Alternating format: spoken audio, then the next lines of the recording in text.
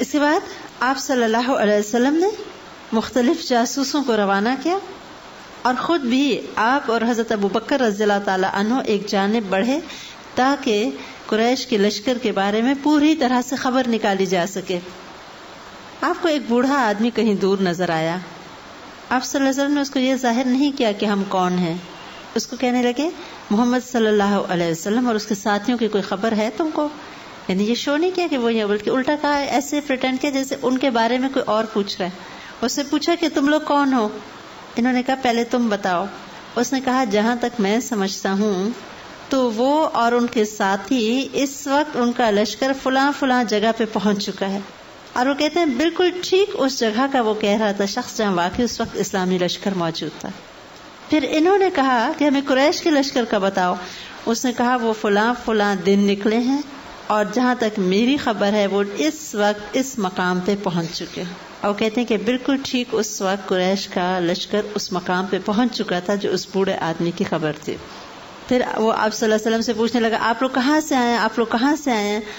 انہوں نے ایک گول مول سی بات کی، پانی سے، اور چلے گئے فوراً. وہ کہنے لگا پانی سے کیا مطلب، کون سا پانی، کہاں کا پانی، عراق کا پانی؟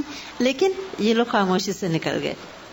آپ کو جو معلومات ملی تھی وہ بہت اہم تھی، اور اس کے مطابق اب یہ پتا چلا کہ قریش بہت ہی قریب ہیں اور جنگ کا وقت قریب آ چکا ہے. اتنے میں ایک اور جاسوسی دستہ جو آپ صلی اللہ علیہ وسلم نے روانہ کیا ہوا تھا، حضرت علی بن ابی طالب رضی اللہ تعالی عنہ، حضرت زبیر بن عوام اور حضرت سعد بن ابی وقاص رضی اللہ تعالی عنہما تھے. وہ لوگ بدر کے چشمے پہ پہنچے اور وہاں پہ انہوں نے ایک غلام کو دیکھا جو قریش مکہ کے لیے پانی بھر رہا تھا. انہوں نے اس غلام کو پکڑا جو قریش مکہ کے لیے پانی بھر رہا تھا اور اس کو پوچھا کہ قریش کا لشکر اس وقت کہاں ہے. اس نے بتایا کہ فلاں فلاں جگہ پہ ہے. آپ صلی اللہ علیہ وسلم کے پاس جب اس کو لائے، آپ نے اس سے پوچھا کہ لوگ کتنے ہیں؟ اس نے کہا یہ مجھ کو اندازہ نہیں کہ کتنے لوگ ہیں. آپ صلی اللہ علیہ وسلم نے پوچھا کتنے اونٹ روزانہ ذبح کیے جاتے ہیں؟ اس نے کہا کبھی 9 اور کبھی 10. آپ صلی اللہ علیہ وسلم نے اندازہ لگایا 1000 کے قریب لشکر ہے. اتنا پرفیکٹ اندازہ تھا آپ صلی اللہ علیہ وسلم کا کہ لوگ چلے تو 1300 تھے، لیکن شروع میں جب پھوٹ پڑی تھی کہ واپس جائیں، ابو سفیان کا لشکر بچ گیا تو ایک قبیلے کے 300 لوگ واپس ہو گئے تھے. اب 1000 کا لشکر رہ چکا تھا، اور آپ نے اندازہ لگایا کہ ایک اونٹ 100 لوگ کھاتے ہیں، لہذا 100 لوگ ایک اونٹ کھائیں تو 10 اونٹ کا مطلب ہے 1000. اب ادھر دونوں لشکروں نے اپنا اپنا مقام چوز کر لیا. رات کا وقت تھا. اللہ تعالیٰ نے رات کو ایک رحمت کی بارش نازل کی جو مسلمانوں پہ تو پھوار کی طرح پڑی اور کفار کے لیے ایسی سخت تھی کہ ان کی زمین ساری کیچڑ کیچڑ ہو گئی اور پھسلن سے ہو گئی اور ان کے لیے ناگوار صورتحال بن گئی. مسلمان چونکہ تھوڑی سی ریز جگہ پہ تھے، اس سے وہاں سے بارش بہہ نکلی تھی. انہوں نے خوب پانی بھی بھرا، پیا بھی اور فریش بھی ہو گئے. آپ صلی اللہ علیہ وسلم نے اپنے مرکز قیادت کی جگہ چنی اور چشمے کے قریب پڑاؤ ڈال دیا. ایک ماہر جو فوجی تھے صحابی، انہوں نے آپ صلی اللہ علیہ وسلم کو مشورہ دیا کہ زیادہ سے زیادہ قریش کے قریب والا جو چشمہ ہے ہم وہاں تک پہنچ جائیں تاکہ پانی پہ ہمارا تسلط ہو، اور جو پچھلے پانی کے چشمے ہم ان کو بند کرتے جائیں تاکہ قریش کے پانی کی سپلائی کم ہو جائے.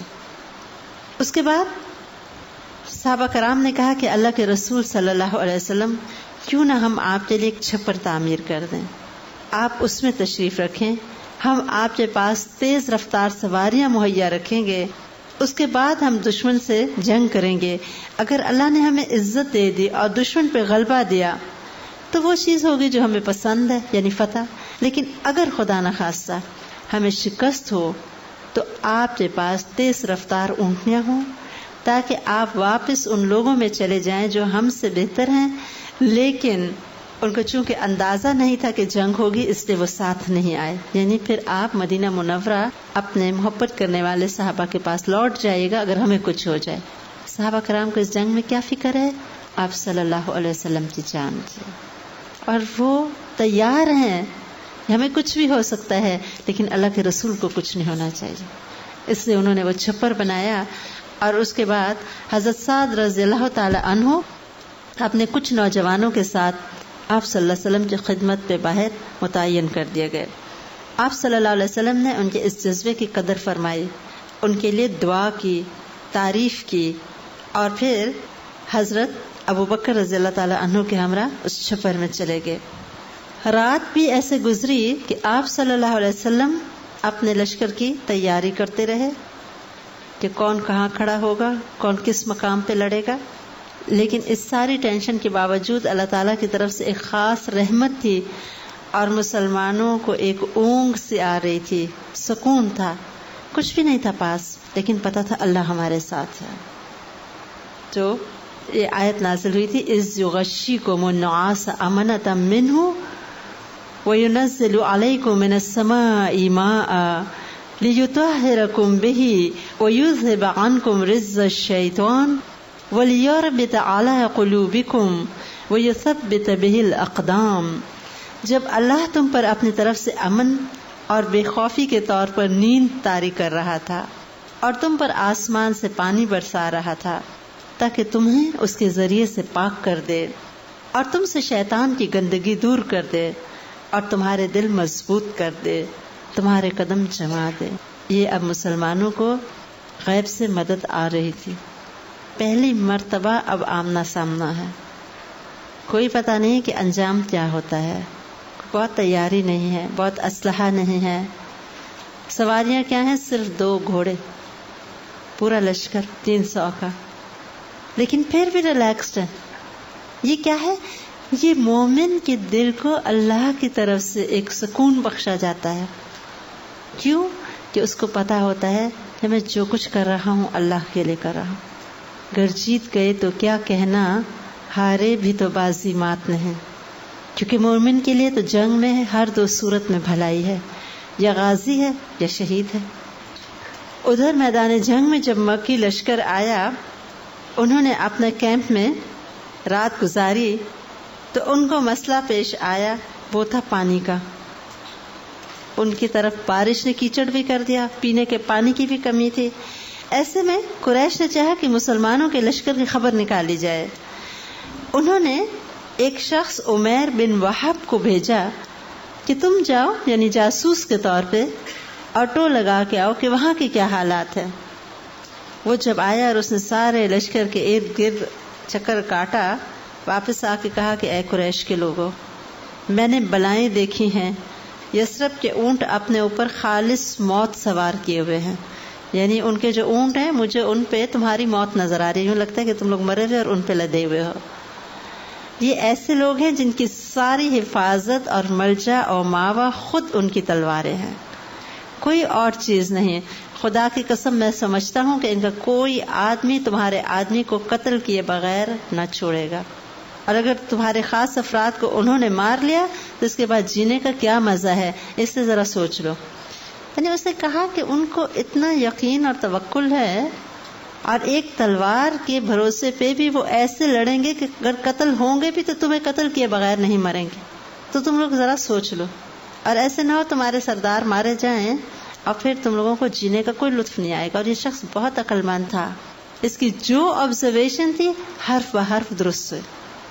لیکن ابو جہل کہاں ٹلنے والا تھا. جہاں مکی لشکر تھوڑے متزلزل ہوتے، وہاں ابو جہل فوراً اپنی ہٹ دھرمی کی وجہ سے اٹھ کھڑا ہوتا اور پوری کوشش کرتا کہ کسی طرح یہ جنگ ہو کے رہے، کیونکہ اس کو یقین تھا کہ وہ لوگ ہر صورت جیتیں گے. ایسے میں کچھ جو عقل مند لوگ تھے مکی لشکر میں، حکیم بن حزام بھی تھے، عتبہ بن ربیعہ بھی تھے. انہوں نے کوششیں کی کہ لشکر واپس چلا جائے. انہوں نے کہا کہ کیوں نہ ہم واپس چلے جائیں. ایسے میں جب اچھی طرح بات چیت ہو گئی تو ان میں سے ایک شخص ابو جہل کے پاس گیا اور کہنے لگا کہ دیکھو، جو سریہ نخلا میں ہمارا حلیف مارا گیا تھا اس کی دیت ہم نے اپنے ذمے لی، اور اب تم چلو، ہم نے ضمانت دی، واپس لوٹ چلے. ابو جہل نے کہا کہ قریش کے لوگوں، تم محمد صلی اللہ علیہ وسلم کے ساتھیوں سے لڑو، اگر تم نے کوئی کارنامہ انجام نہ دیا تو پھر کیا فائدہ، یعنی تم لوگ ایسے ہی چلے جاؤ گے ان کو مارے بغیر، کوئی کارنامہ کیے بغیر. اور سارے عرب کیا کہیں گے، یہ لوگ ڈر کے واپس آ گئے ہیں. لہذا اس نے کھڑے ہو کے تقریر کی اور پھر کہنے لگا دیکھو دیکھو یہ جو عتبہ ہے اس نے محمد صلی اللہ علیہ وسلم کے ساتھیوں کو دیکھا تو اس کا سینہ سوج گیا، یعنی یہ ڈر گیا ان کے لشکر کو دیکھے، اور بزدلی کا ایک تانا دیا تاکہ باقی لوگ جن کی ہمت کم ہو رہی ہے وہ پھر ان کا مورائل ہائی ہو جائے۔ اور پھر اس نے جب دیکھا کہ ابھی بھی لوگ لڑنے کو تیار نہیں ہیں تو اس نے اس شخص کو کھڑا کیا جو عمر بن حضرمی کا بھائی عامر تھا جو مارا گیا تھا نا، اس کو کہا کہ ہائے ہائے تمہارا بھائی، اور تم اپنے بھائی کا بدلہ لیے بغیر لوٹ جاؤ گے، اور اس لشکر کو دیکھو ذرا سا۔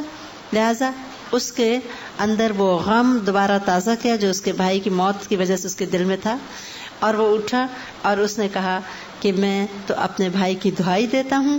اس نے اپنا کپڑا اٹھایا اور چیخنے لگا، اور آخرکار لشکر کو اس نے آمادہ کر لیا کہ وہ جنگ کیے بغیر واپس نہ جائیں۔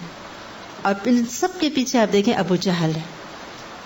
پورا لشکر جب سوچتا ہے اور عقل مندی سے سوچتا ہے کہ کوئی فائدہ نہیں، قافلہ بھی ہمارا واپس چلا گیا، ہم کس کے لیے لڑنے آئے، اور یہاں ہمارے اپنے ہی ہیں۔ ان کو یہ بھی تھا کہ یہ جو مکی ہیں سارے ہمارے ہیں، کسی کا اس میں چچا، کسی کا اس میں ماموں، کسی کا اس میں بیٹا۔ بہت بڑا امتحان تھا دونوں لوگوں کے لیے، یہ جنگ عام جنگ نہیں تھی، سارے بیچ میں اپنے قبیلے کے کچھ ادھر تھے کوئی ادھر تھے، لیکن بالآخر وہ وقت آیا کہ دونوں لشکر آمنے سامنے ہو گئے۔ آپ صلی اللہ علیہ وسلم ہاتھ سے اشارہ کر کر کے بتاتے تھے کہ کل فلاں اس جگہ قتل ہوگا، یعنی مشرکین میں سے کل فلاں اس جگہ قتل ہوگا، اور جس طرح آپ نے فرمایا اسی طرح اگلے دن ہوا۔ پھر آپ تیر لے کے کھڑے ہوئے اور اپنے لشکر کو جس صفوں میں کھڑا کیا ہوا تھا پوری لائنوں کو دوبارہ اسٹریٹ کیا۔ ایک صحابی تھے جن کا نام سواد تھا، ان کا پیٹ تھوڑا سا باہر نکلا ہوا تھا، آپ صلی اللہ علیہ وسلم نے تیر سے اس کا پیٹ دبایا، اس کو اندر کرو۔ اتنی اسٹریٹ روز ہوتی ہوں گی نا، آپ سوچیں کیا ڈسپلن ہوگا۔ تو اس نے کہا کہ اللہ کے رسول صلی اللہ علیہ وسلم آپ نے مجھے تکلیف دی ہے، بدلہ دیجیے۔ آپ صلی اللہ علیہ وسلم نے اپنے پیٹ مبارک سے کپڑا ہٹا دیا کہ تم بھی ایسے کر لو میرے ساتھ۔ تو وہ فوراً آگے بڑھا اور آپ صلی اللہ علیہ وسلم کو چومنے لگا پیٹ مبارک کو۔ آپ نے فرمایا یہ تم نے کیا حرکت کی؟ کہنے لگے کہ اللہ کے رسول جو کچھ پیش آنے والا ہے تو میرا دل چاہا کہ ایسے موقع پہ آپ کے ساتھ یہ آخری معاملہ ہو جائے، یعنی پتہ نہیں زندہ بچوں گا کہ نہیں، پھر آپ سے کبھی ملاقات ہوگی کہ نہیں، آخری مرتبہ آپ کو چوم لوں۔ اس لیے یہ ایک بہانہ تھا، عذر اس نے کیا کہ آپ نے تکلیف دی تاکہ میں آپ کو مل لوں۔ کیسی محبت تھی نا ان لوگوں کی، جانوں کا خطرہ ہے، اتنا بڑا دشمن سامنے ہے، اس وقت بھی محبت، چوم لوں آپ صلی اللہ علیہ وسلم کو۔ صفیں درست ہوگی، پھر آپ صلی اللہ علیہ وسلم نے انسٹرکشنز دی کہ دیکھو جب تک قریش بالکل سامنے نہ آ جائے اپنے تیر نہ چلانا، یعنی پہلے سے تیر چلا چلا کے ان کو ضائع نہ کرو، جب تک مقابلہ نہ شروع ہو اپنی تلواروں کو روک کے رکھنا، یعنی خواہ انرجی نہ ویسٹ کرنا پوری طرح جب تک جنگ نہ شروع ہو۔ ادھر ابو جہل دعائیں کر رہا تھا، اس کا خیال تھا وہ حق پہ ہے۔ یہ تو افسوس ہے کہ اگر انسان ہدایت آنے کے بعد اس کو نہیں اپناتا تو اس کی عقل پہ ایسا پردہ پڑ جاتا ہے کہ وہ یہ سمجھتا ہے کہ میں ٹھیک ہوں اور باقی لوگ غلط ہیں، اور یہی ابو جہل بھی سمجھتا تھا، اور کہتا تھا کہ اے اللہ ہم میں سے جو فریق قرابت کو کاٹنے والا ہے، غلط حرکتیں کرنے والا ہے، تو آج اس کو توڑ دے۔ اے اللہ ہم میں سے جو فریق تیرے نزدیک زیادہ محبوب ہے، زیادہ پسندیدہ ہے، آج اس کی مدد فرما دے۔ اللہ تعالیٰ نے مدد فرمائی اس فریق کی جو درست تھا، جو حق پہ تھا۔ آپ صلی اللہ علیہ وسلم کا جو حوض تھا، آپ نے فرمایا تھا کہ جو اس میں سے ان میں سے آ کے کوئی پانی پیے گا تو وہ بچے گا نہیں۔ ایک شخص تھا بڑا ہی بد اخلاق قریش مکہ کی طرف، اسود بن عبد الاسد اس کا نام تھا۔ اس نے کہا تھا میں تو جان دے دوں گا مگر اس حوض سے پانی پی کے رہوں گا۔ لہٰذا وہ اس حوض پہ پانی پینے آیا، حضرت حمزہ رضی اللہ تعالیٰ عنہ نے اس کو ایسی تلوار ماری کہ اس کا پاؤں نصف پنڈلی سے اڑ کے چلا گیا، لیکن اس پہ بھی وہ باز نہیں آیا، خون بہتا رہا اور وہ پانی کی طرف بڑھتا رہا۔ آخرکار انہوں نے دوسری ضرب لگائی اور وہ وہاں ختم ہوا۔ اس کے بعد اب جنگ شروع ہوئی، اور جنگ اس زمانے میں ایسے شروع ہوتی تھی کہ پہلے مبارزت ہوتی تھی۔ اس کا طریقہ کیا ہوتا تھا کہ دونوں لشکروں میں سے بہت بہادر قسم کے نوجوان آگے بڑھا کرتے تھے، 1 to 1 بیسس پہ لڑائی ہوتی تھی، اور جس لشکر کا جوان مارا جاتا تھا تو ایک اومن ہوتا تھا کہ جن کا بیٹا مارا گیا یا جس لشکر کا نوجوان مارا گیا وہ ہار جائے گا۔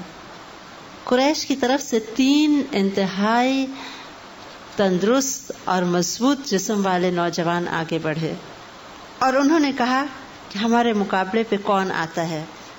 آپ صلی اللہ علیہ وسلم نے اپنے 3 لوگوں کو بھیجا اور ان میں سے انصار کے لوگ بھی تھے، لیکن قریش نے چاہا کہ ان کے ہم پلہ لوگ ان کے ساتھ لڑنے آئیں. ان کو کہنے لگے ٹھیک ہے آپ بھی اشراف ہیں یعنی معزز لوگ ہیں، لیکن محمد صلی اللہ علیہ وسلم کو کہو ہمارے مقابلے کے لوگ قریشیوں میں سے بھیجے. لہذا آپ صلی اللہ علیہ وسلم نے حضرت حمزہ رضی اللہ تعالی عنہ، حضرت علی رضی اللہ تعالی عنہ اور حضرت عبیدہ رضی اللہ تعالی عنہ کو بھیجا. اب ان تینوں کا 3 لوگوں کے ساتھ مقابلہ شروع ہوا. ان میں عتبہ بن ربیعہ، شیبہ اور ایک اور شخص قریش کی طرف سے جو آیا تھا.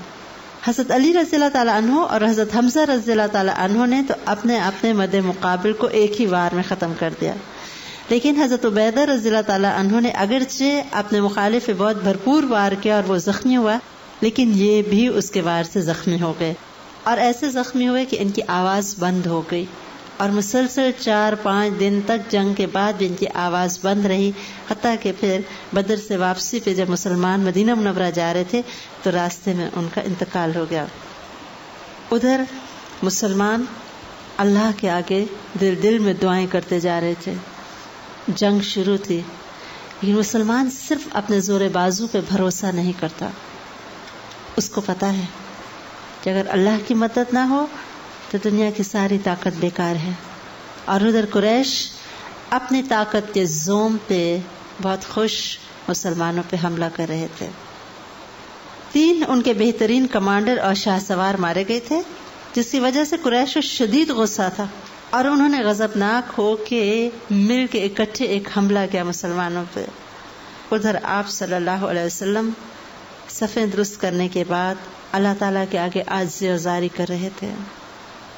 کہہ رہے تھے اللہم انجز لی ما وعدتنی، اللہم انشدک عہدک و وعدک، اے اللہ تو نے مجھ سے جو وعدہ کیا اسے پورا فرما دے.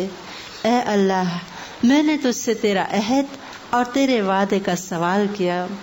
زور کی جنگ شروع ہوئی، لڑائی شباب پہ تھی اور آپ صلی اللہ علیہ وسلم اللہ کے آگے عاجزی کر رہے تھے.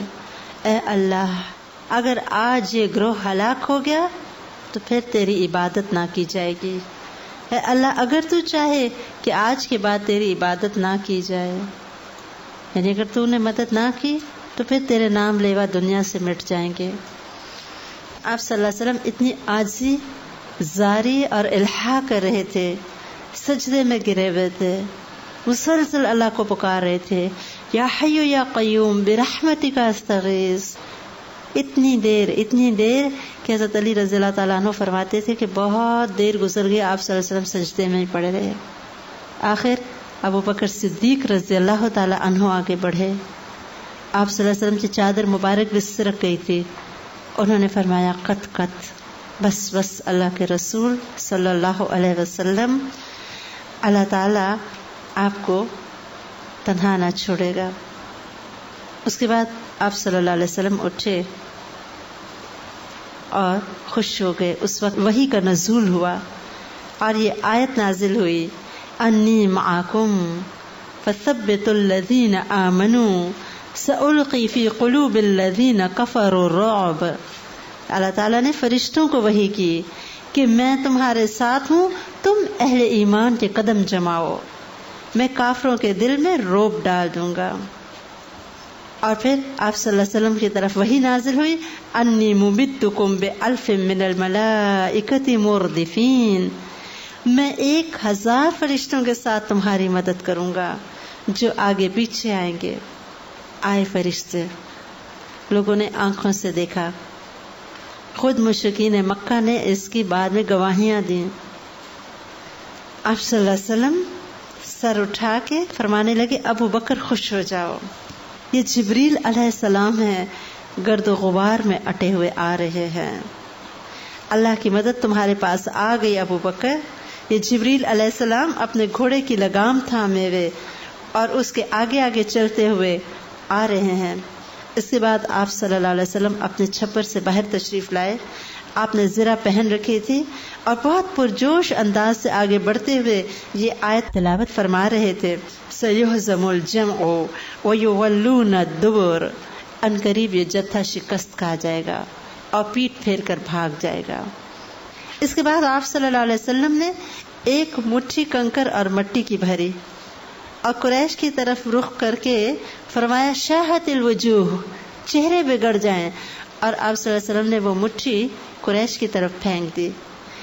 1000 لشکر میں سے کوئی ایسا نہیں تھا کہ اس کی آنکھوں میں، ناک کے نتنوں میں اور منہ میں اس مٹی کا کچھ نہ کچھ نہ گیا ہو۔ 1000 لوگ اور ایک مٹھی۔ تبھی تو اللہ تعالیٰ نے فرمایا وَمَا رَمَيْتَ إِذْ رَمَيْتَ وَلَكِنَّ اللَّهَ رَمَى، جب آپ نے پھینکا تو در حقیقت آپ نے نہ پھینکا بلکہ اللہ نے پھینکا تھا۔ یہ ہوتی اللہ کی مدد، تائید اور نصرت۔ وہ سب اپنی آنکھیں ملنے لگے، تھوڑی دیر کے لیے اپنے حملے سے غافل ہو گئے، اور وہی تو ایک موقع ہوتا ہے جنگ میں، ایک سپلٹ سیکنڈ کے لیے جب انسان غافل ہو تو اگلے کو بہترین وار کرنے کا موقع ملتا ہے، اور اس سے ساری جنگ کا نقشہ بدل جاتا ہے، اور یہی ہوا۔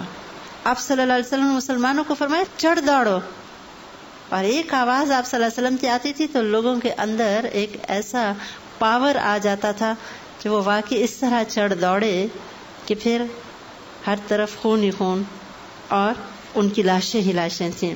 آپ صلی اللہ علیہ وسلم ساتھ ساتھ مسلمانوں کو ترغیب دے رہے تھے، فرماتے تھے اس جنت کی طرف اٹھو جس کی پنہائیاں آسمان اور زمین کے برابر ہیں۔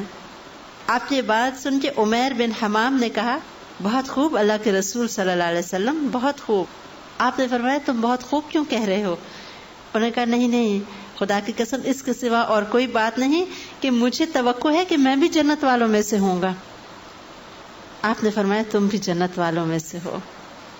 اس نے پھر تھوڑا سا اپنے ساتھ کھجوریں رکھی تھیں، کھجوریں کھانے بیٹھے تو کہنے لگے پھینک کے کہ کیا کرنا ہے، جتنی دیر کھجوریں کھاؤں گا تو اتنی عمر لمبی ہو جائے گی اور اتنی ہی دیر میں جنت سے دور رہوں گا، یعنی وہ جو 5 منٹ 10 منٹ ہیں وہ بھی گوارا نہیں، تو جنت میں جانا ہے، کیا کرنا ہے دنیا کی کھجوروں کو۔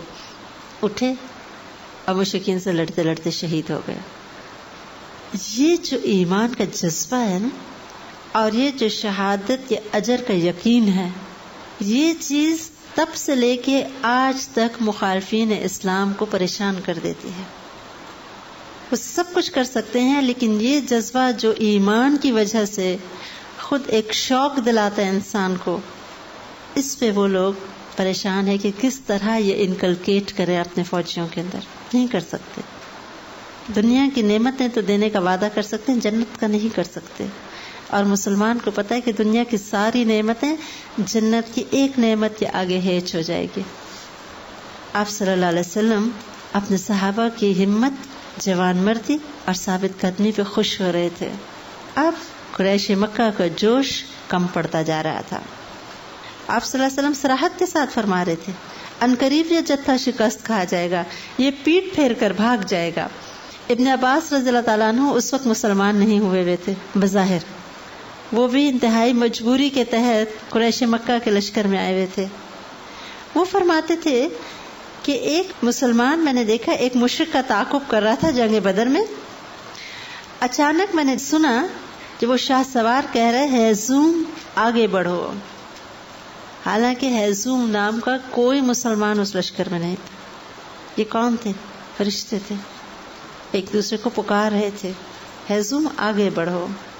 حضرت ابن عباس رضی اللہ تعالیٰ عنہ فرماتے ہیں کہ میں نے دیکھا کہ وہ مشرک جو ہے اچانک گرا، اس کی ناک پہ چوٹ کا نشان تھا، اس کا چہرہ پھٹ گیا تھا جیسے کوڑے سے مارا گیا اس کو، اور وہ سارا کا سارا ہرا ہو گیا، گرین ہو گیا تھا بالکل، یہ فرشتے کا کوڑا پڑا، اور وہ وہیں گر گیا جبکہ اس کو بظاہر کسی مسلمان نے نہیں مارا تھا۔ آپ صلی اللہ علیہ وسلم نے فرمایا سچ کہتے ہو تم، یہ تیسرے آسمان کی مدد تھی، فرشتوں کی مدد تھی۔ اسی طرح ابو داؤد کہتے ہیں کہ میں ایک مشرک کو مارنے کے لیے بھاگا، اچانک اس کا سر میری تلوار لگنے سے پہلے ہی کٹ کے گر گیا، یعنی میں نے ابھی تلوار بھی نہیں اٹھائی اور اس مشرک کا سر کٹ گیا، میں سمجھ گیا اس کو میرے بجائے کسی اور نے قتل کیا، یعنی نظر نہ آنے والی مخلوق بھی ساتھ شامل ہے۔ ایک انصاری حضرت عباس بن عبد المطلب کو قید کر کے لایا اور آپ صلی اللہ علیہ وسلم کو کہنے لگا کہ یہ میرے قیدی ہیں، میں ان کو پکڑ کے لایا ہوں. انہوں نے کہا کہ نہیں. حضرت عباس نے فرمایا اس نے مجھے نہیں قید کیا، مجھے تو بغیر بالوں والے انتہائی خوبصورت ایک آدمی نے قید کیا ہے جو ایک مخصوص قسم کے گھوڑے پہ سوار تھا. آپ صلی اللہ علیہ وسلم نے اس کو کہا کہ تم خاموش رہو، اللہ نے ایک بزرگ فرشتے کے ساتھ تمہاری مدد کی تھی، یعنی تم نے نہیں قید کیا ان کو تو فرشتہ قید کر کے لایا. آپ صلی اللہ علیہ وسلم نے جنگ سے پہلے یہ بھی کہا تھا کہ بنو ہاشم کے ساتھ جنگ میں کوئی تعارض نہ کرنا، یعنی وہ مجبوراً لائے گئے ہیں، جن میں خاص طور پہ آپ نے چچا عباس کا نام لیا اور حکیم بن حزام کا بھی نام لیا، اس کو نہ مارنا، کیونکہ یہ وہ تھے. حکیم بن حزام آپ کو یاد ہوگا جنہوں نے شیب ابی طالب والا جو بائیکاٹ تھا اس صحیفے کو چاک کرنے میں مسلمانوں کو سپورٹ کیا تھا. اور ویسے بھی آپ صلی اللہ علیہ وسلم سے بہت زیادہ وہ مداح تھے، اگرچہ بظاہر اسلام نہیں لائے تھے. اور حضرت عباس رضی اللہ تعالیٰ عنہ کے بارے میں آتا ہے کہ وہ مسلمان ہو چکے تھے، خاص حکمت کے تحت ایمان چھپائے ہوئے تھے، اور اس کا ثبوت ہم کو ملتا ہے آگے. کئی مواقع پہ وہ قریش مکہ کے عزائم سے آپ صلی اللہ علیہ وسلم کو آگاہ کر دیتے تھے، تو مکہ والے یہی سمجھتے تھے یہ ہم میں سے ہیں، یعنی ایک خاص مصلحت کے تحت. یہ ان کے غلام کا بھی بیان ہے کہ وہ مسلمان ہو چکے تھے لیکن ایمان چھپائے ہوئے تھے اپنا. اب ادھر جب کہ مشرکین کو شکست ہونے لگی، ایسے میں سراقہ بن مالک کے روپ میں جو شیطان آیا ہوا تھا وہ بھاگنے لگا. لوگوں نے کہا کہاں جا رہے ہو؟ کہتا ہے کہ میں وہ چیز دیکھ رہا ہوں جو تم لوگ نہیں دیکھ سکتے ہو، مجھے اللہ سے ڈر لگتا ہے اور اللہ بڑی سخت سزا دینے والا ہے. اس کو فرشتے نظر آ رہے تھے، کیونکہ آپ کو پتا ہے نا کہ ابلیس جن ہے، فرشتوں کو دیکھ سکتا ہے. اسے پتا چل گیا کہ اب یہ مشرکین تو بچ نہیں سکتے، میں تو جاؤں یہاں سے. اس کے بعد مشرکین میں اور بھی اضطراب پھیل گیا اور وہ پریشان ہو کے پلٹے بے ترتیب طریقے سے ادھر ادھر بھاگنے لگے. مسلمان ان کو مارتے، ان کو پکڑتے اور وہ آگے سے کوئی مزاحمت نہ کر سکتے. ان کے بڑے بڑے سردار مارے گئے تھے. ادھر ابو جہل جس کے گرد مشرکین نے اپنے نیزوں اور تلواروں کی ایک گویا باڑ بنائی ہوئی تھی، وہ ابھی تک بھی سمجھ رہا تھا کہ وہ جیت جائے گا. ایسے میں حضرت عبد الرحمن بن عوف رضی اللہ تعالیٰ عنہ فرماتے ہیں کہ 2 نوجوان میرے پاس کھڑے تھے، انصاری لڑکے، اور مجھے کہتے ہیں کہ چچا جان ہمیں ذرا ابو جہل تو بتا دیجئے کون سا ہے. کہتے میں نے تعجب سے کہا کہ تم لوگ کیا کرو گے بھتیجے اسے دیکھ کے؟ ان میں سے ایک کہنے لگا کہ یہ آپ صلی اللہ علیہ وسلم کو گالی دیتا ہے، اس ذات کی قسم جس کے ہاتھ میں میری جان ہے، میں نے اگر اسے دیکھ لیا تو جب تک اس کو نہیں مار دوں گا یا خود نہیں مروں گا اس سے الگ نہیں ہوں گا، یعنی جو مرضی مجھ پہ بیتے میں نے اس کو مار کے چھوڑنا. اور یہی بات اس کے دوسرے ساتھی نے بھی کہی. دونوں نوجوان تھے اور ابو جہل کے گرد گارڈز کا پورا ایسا پہرا تھا، لگتا تھا گویا گھنا جنگل ہو. لیکن ان لڑکوں کے عزائم دیکھیں، کہتے تھے ہم صورت اسے مار کے ہی چھوڑیں گے، اور یہی انہوں نے کیا. وہ کہتے میں اس کے ساتھ لگا رہا، چکر کاٹ کے آتا رہا کہ کہیں سے یہ میرے تلوار کی زد میں آئے تو میں اس کا کام تمام کروں. آخرکار کہتے ہیں مجھے ایک ایسا موقع ملا کہ میں نے زور سے وار کیا تو اس کا پاؤں کٹ گیا، پنڈلی پہ اس کو جا کے لگا، لیکن ابھی بھی وہ مرا تو نہیں تھا. کہتے ہیں میں پھر بھی اس کے ساتھ لگا رہا. اکرمہ بن ابی جہل نے جب دیکھا کہ میرے باپ پہ اس لڑکے نے وار کیا ہے تو کہتے ہیں اکرمہ نے اتنے زور سے میرے شانے پہ تلوار ماری کہ میرا بازو کٹ کے لٹک گیا، اور بس تھوڑا سا چمڑا تھا جس کی وجہ سے میرا بازو میرے جسم سے لٹکا ہوا تھا، اور وہ بازو میرے راستے میں حائل ہو رہا تھا، یعنی میں جنگ نہیں اب کر سکتا تھا، لٹکا ہوا بازو. آخر میں نے اپنے بازو پہ پاؤں رکھ کے کھینچ کے اپنے بازو کو الگ کر دیا تاکہ میں لڑائی میں پھر حصہ لے سکوں. آخرکار ابو جہل کے پاس جو دوسرا نوجوان تھا وہ پہنچا، خود وہ زخمی تھا لیکن اس نے ابو جہل کو ایسا وار کیا کہ صرف ہلکی سی سانس باقی رہ گئی، وہ گر گیا. سب لوگ ادھر ادھر بکھر گئے تھے. عبداللہ بن مسعود رضی اللہ تعالیٰ عنہ فرماتے ہیں کہ میں نے دیکھا ابو جہل آخری سانسیں لے رہا ہے، اور ابو جہل وہ ہے جو عبداللہ بن مسعود رضی اللہ تعالیٰ عنہ کے ساتھ انتہائی تحقیر آمیز سلوک کیا کرتا تھا مکہ میں، کیونکہ وہ بکریاں چراتے تھے اور یہ سردار تھا. اس وقت بھی جبکہ وہ مر رہا تھا اس کا غرور، تکبر اور اکڑ اپنی جگہ تھی۔ عبداللہ بن مسعود رضی اللہ تعالیٰ عنہ فرماتے ہیں کہ میں نے اس کی گردن پہ پاؤں رکھا تو مجھے کہتا ہے او چرواہے تو بڑی اونچی اور مشکل جگہ پہ چڑھا ہے، یعنی تو چرواہا ہے اور تو میرے اوپر چڑھ رہا ہے۔ پھر کہتا تھا کہ کاش مجھے کسانوں کی بجائے کوئی اور آدمی قتل کرتا، یعنی مجھے مارنا ہی تھا تو کوئی معزز انسان مارتا، کسان تو نہ مجھے قتل کرتے۔ عبداللہ بن مسعود رضی اللہ تعالیٰ عنہ نے آخر تلوار لے کے اس کا سر اس کے جسم سے جدا کر دیا اور آپ صلی اللہ علیہ وسلم کی خدمت میں ابو جہل کا سر لے کے حاضر ہوا۔